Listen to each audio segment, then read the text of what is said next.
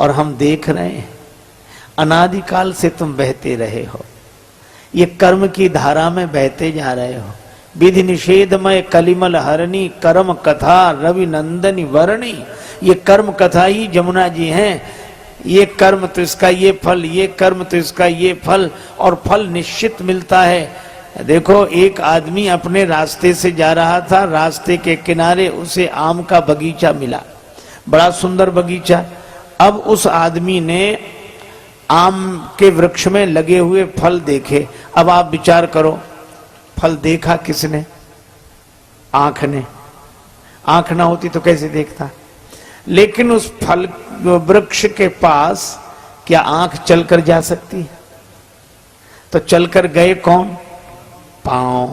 तो जिसने देखा वो गया नहीं, आंख ने देखा, गए पांव। जब पांव चाहे तो फल तोड़ सकते हैं। देखा आंख ने, गए पांव, फल तोड़ा हाथ ने। इसका मतलब जिसने देखा वो गया नहीं, जो गया उसने तोड़ा नहीं। देखा आंख ने, गए पांव, फल तोड़ा हाथ ने। अच्छा, हाथ को स्वाद मिल जाएगा कि फल खट्टा है कि मीठा?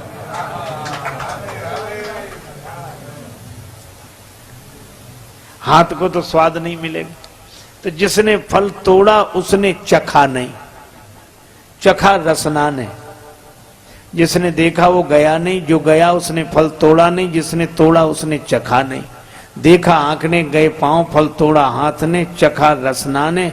और एक अद्भुत बात, जिसने चखा उसने रखा नहीं।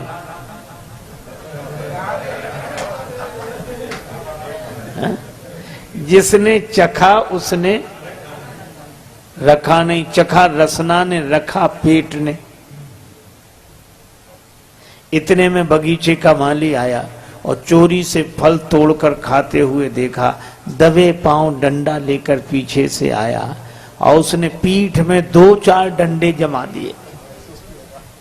अब बताओ इस पीठ का न लेना न देना। पीठ न लेने में न देने में। फल देखा आंख ने, गए पांव, तोड़ा हाथ ने, चखा रसना ने, रखा पेट ने और पिटे पीठ। यह बात तो समझ में नहीं आती भाई। पिटे पीठ। एक महात्मा से किसी ने यह कहानी सुनाई। महात्मा बोले इस कहानी में ही तुम्हारा उत्तर है। कैसे? बोले थोड़ा सा आगे बढ़ो। पीठ में डंडे की चोट लगी तो दर्द हुआ? हाँ हुआ। तो रोया कौन?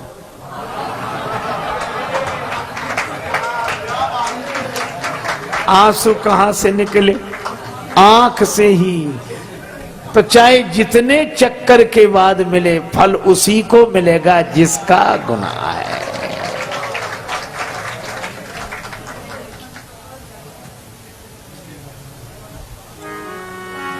अपना प्रारब्ध जैसा जहां से वैसे परिणाम मिलते वहां से।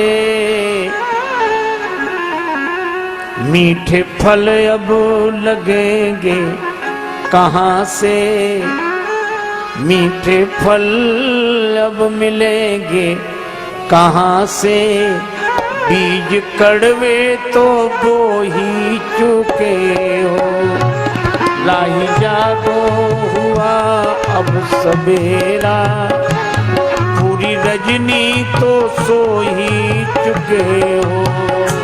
राही जागो हुआ सवेरा, पूरी रजनी तो सो ही चुके हो। जीवन की अनमोल श्वासा हो, अपने जीवन की अनमोल श्वासा व्यर्थ विषयों में खो ही चुके हो। व्यर्थ विषयों में खो ही चुके हो। राही जागो हुआ अब सवेरा, पूरी रजनी तो सो ही। राही जागो हुआ अब सवेरा, पूरी रजनी तो सो ही चुके हो। राही जागो हुआ सवेरा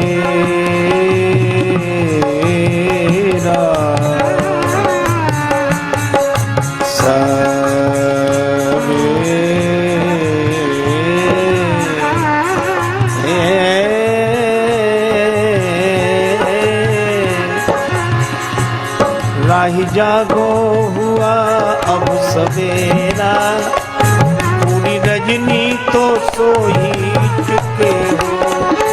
राही जागो हुआ अब सवेरा, पूरी रजनी तो सो ही चुके हो। राही जागो मांगता हीरा भोग भिक्षा, पूरी हुई ना कभी मन की इच्छा। पूरी हुई ना कभी मन की इच्छा। भूल कर संत सदगुरु की शिक्षा, भूल कर संत सदगुरु की इच्छा। सैकड़ों बार रो ही चुके हो। सैकड़ों बार रो ही चुके हो। राही जागो हुआ अब सवेरा, पूरी रजनी तो सो ही चुके हो। राही जागो हुआ अब सवेरा, पूरी रजनी तो सो ही चुके हो।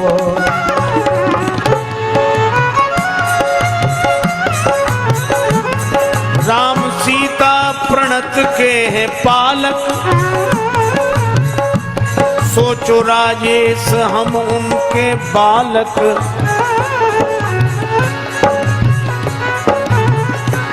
बन के बेकार,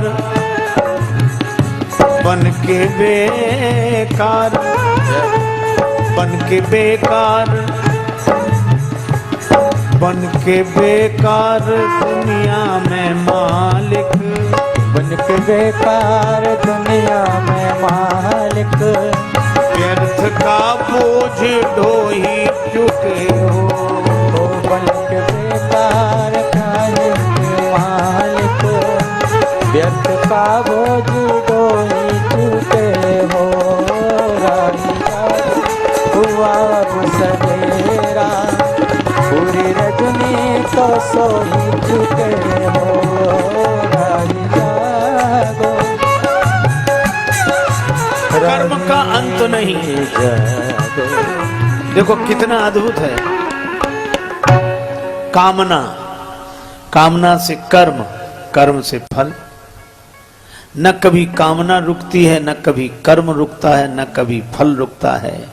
यह एक क्रम चला रहा है। यही जमुना जी बहती चली जा रही हैं निरंतर। और जिसका कर्म उसी को फल मिलेगा। अच्छा देखो, 1000 गौएं हो तो आप अपनी गाय को मुश्किल से पहचान पाएंगे। 1000 गायें, और आप उन गौओं के बछड़ों को छोड़ दो तो बछड़ा उन 1000 गौओं में अपनी मां के पास पहुंच जाएगा। तो जैसे बछड़ा उन 1000 गौओं में अपनी मां को पहचानता है, इसी तरह आपका प्रारब्ध आपके कर्म को पहचानता है। निश्चित कर्म गति टारे ना ही टरिए।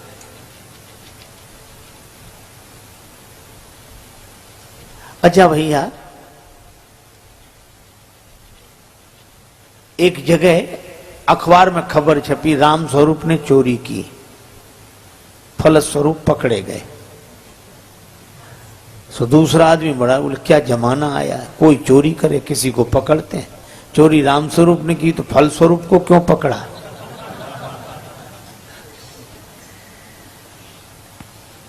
तो जैसे वो फलस्वरूप का अर्थ नहीं समझ पा रहा था, इसी तरह हम समझ भले ही न पाए,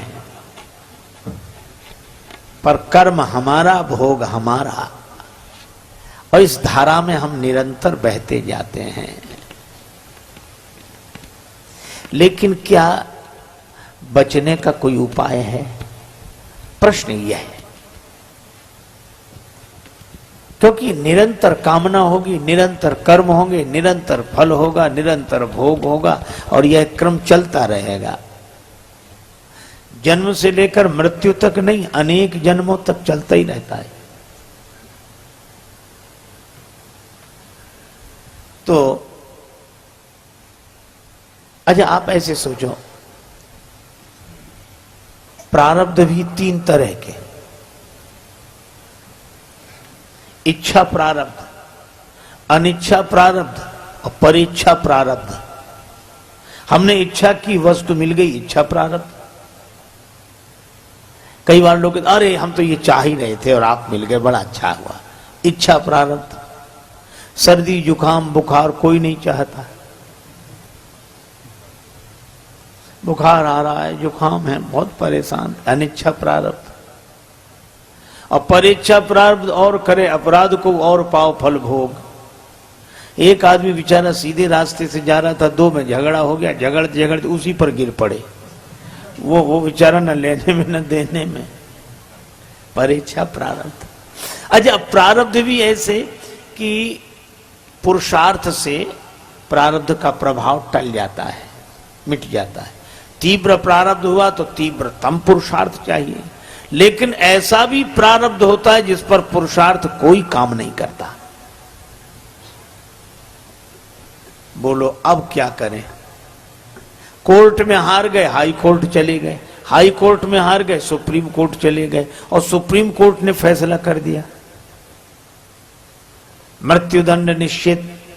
अब कोई उपाय नहीं। लेकिन हमारी भावना है, भक्ति शास्त्र कहते हैं उपाय है। सुप्रीम कोर्ट के फैसले के बाद कोई कोर्ट भले ही न बचा हो, पर सुप्रीम कोर्ट से मिलने वाले मृत्यु दंड से बचा जा सकता है अगर राष्ट्रपति कृपा करे तो। मर्सी ऑर्डर लगाते हैं, राष्ट्रपति चाहे तो। इसी तरह मैं आपसे कहता हूं कि हमारा कितना ही तीव्रतम कर्म क्यों ना हो, प्रारब्ध भोगना क्यों ना हो, लेकिन मुक्ति मिल सकती है अगर भगवान चाहें तो। तभी आपने सुना होगा, जानके नाथ सहाय करे तब कौन बिगाड़ करे नर तेरो। जानके नाथ करे जब कौन बिगाड़ करे नर तेरो। जानके नाथ इसमें नवग्रहों का वर्णन है। सूरज मंगल सोम प्रभु सुत बुध यरु गुरु वरदायक तेरो।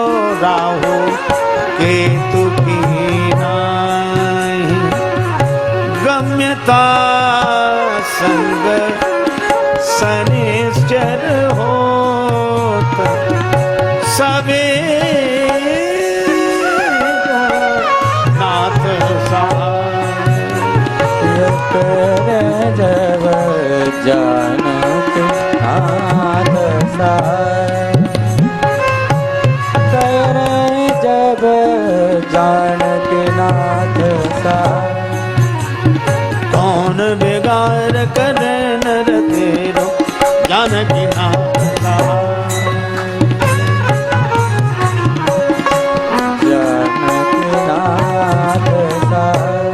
नवग्रहों का वर्णन है।